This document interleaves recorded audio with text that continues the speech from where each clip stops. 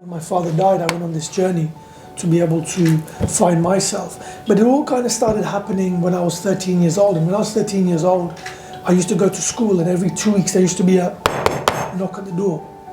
And it used to be a lady called Mrs. Edwards. Now what Miss Edwards was is she was my speech therapy teacher, because I had a stutter, I couldn't speak. And you know, when you're 13 years old, all you want to do is blend in class. It's different now when you're adults, so we want to stand out. Everyone wants to stand out. When you're younger, you just want to blend in. You don't want to stand out. But I used to be the one who used to stand out because I couldn't speak. And every time I used to speak, I was like, and the words never used to come out. When I was in a small group, it's okay, but around the class, whatever, I couldn't speak. And everyone used to take the mick out of you. Everyone used to laugh at you, and it was horrible. That's what kids do. So that's okay. So every 2 weeks, Miss Edwards, we used to speech therapy lesson. And I used to go, and everyone used to laugh, but it had to be done because they thought that's what I needed. And Miss Edwards was also my English teacher. And the crazy thing about her is she didn't like me. I don't know why. Didn't like me. And whenever we had to read in class, she would always pick on me to read, knowing that I couldn't read. And I remember it was a Thursday morning, I came into English class, and as I sat on the chair, I kind of went all the way down, hoping that she doesn't see me. But she saw me. And she said, "Mahmood, page 42, Shakespeare, first paragraph, go for it."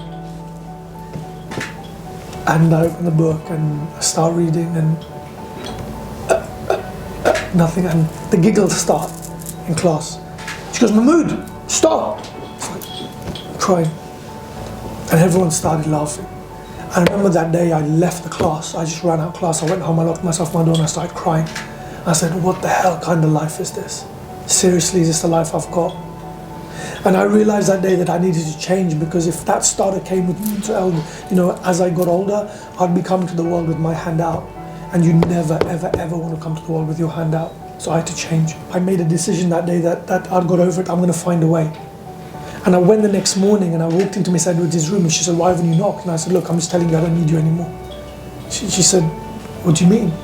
And I said, "I don't need you anymore. I'm going to find my own way to get out of my stutter." And she said, just like the same things now, that if you've had a stutter if you Google it, same thing. If you've had a stutter for more than 2 years, it's impossible for you to get rid of it. That's what medicine says right now. That's what medicine says. And back then she said the same thing, you can't get rid of it. And I go, no, I'll find a way. Because I knew how important it was for me to get rid of that. And she turned around and she laughed at me. She didn't smile, she laughed. And do you remember back in the day, the chalk, how the chalk sounded on the board? So she got her chalk and she wrote something on the board. And then what she wrote is, she wrote the word impossible. And what I saw is, I saw impossible. And I realized that day that, I can see things other people can't see, and I was going to go out there and I was going to change it all.